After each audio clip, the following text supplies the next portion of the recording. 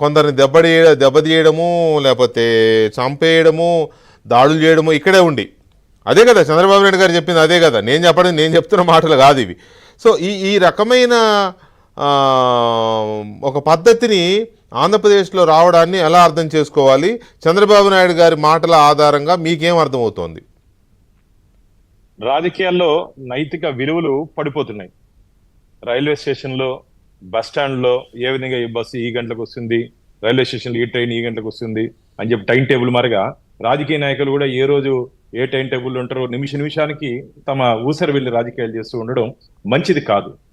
నమ్మిన పార్టీకి, నమ్మిన సిద్ధాంతానికి దయచేసి రాజకీయ నాయకులు మోసం చేయొద్దండి. ఒకవేళ మీరు మోసం చేయాలనుకుంటే దయచేసి రాజకీయాలు రావద్దండి. ఒక ముఖ్యమంత్రిగా చంద్రబాబు నాయుడు గారు మాట్లాడారంటే ఖచ్చితంగా వారికి ఇంటెలిజెన్స్ బ్రీఫింగ్ ఉంటుంది.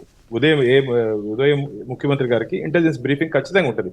కాబట్టి రాష్ట్రంలో జరుగుతున్న పరిణామాలు వారు తెలుసుకొని మాట్లాడారు. కాబట్టి ఇది పార్టీలో చాలా ఆంతరంగిక విషయం.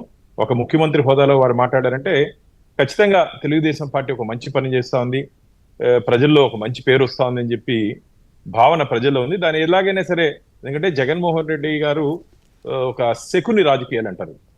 శకుని ఏ విధంగా రాజకీయ పన్నాగం పడతారో ఊహకు అందని విధంగా ఆ విధంగా రాజకీయంలో ఆరితేరిపోయినటువంటి వ్యక్తి జగన్మోహన్ రెడ్డి. ఎందుకంటే స్ట్రైట్ ఫార్వర్డ్ గా, స్ట్రైట్ 1 to 1 వచ్చి ఫేస్ చేస్తే మనం ఫేస్ చేయొచ్చు.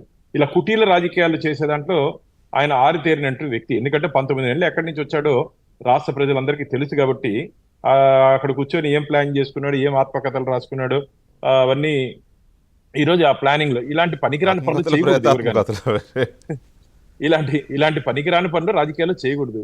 అందుకనే మొదట్లో నేను నైతిక విలువలు పడిపోతున్నటువంటి ఈ రాజకీయ వ్యవస్థలు. కానీ చంద్రబాబు నాయుడు గారికి దాదాపు సుదీర్ఘ అనుభవం ఉంది. 40 సంవత్సరాల రాజకీయ అనుభవం ఉన్నట్టు చంద్రబాబు నాయుడు గారు వీటిలన్నింటినీ ఈజీగా ట్యాకిల్ చేయగలుగుతారు.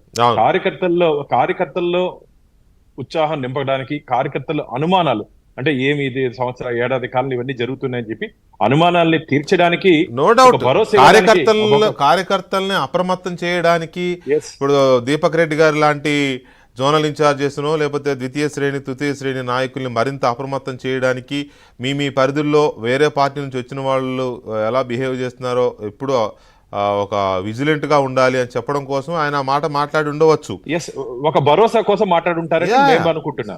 భరోసా కోసము అన్నట్టు కంటే అంతే కదా, కార్యకర్తల కాపాడు కోసం కాదు సార్. ఆయన ఏమంటున్నారు, నేనే ఎవరిని నమ్మట్లేదు అన్నారు. చంద్రబాబు నాయుడు స్థాయి వ్యక్తి, ఓ పార్టీ జాతీయ అధ్యక్షుడు, ముఖ్యమంత్రి, సుదీర్ఘ అనుభవం ఉన్న ఆయనే నేనే ఎవరిని నమ్మలేకపోతున్నాను, నమ్మట్లేదు, నమ్మను అని కూడా అన్నారు. సో ఇక్కడ జగన్మోహన్ రెడ్డి చేస్తున్న కోవర్ట్ ఆపరేషన్ ఆయనని బాగా కాన్సన్ట్రేట్ చేసే విధంగా తయారు చేసి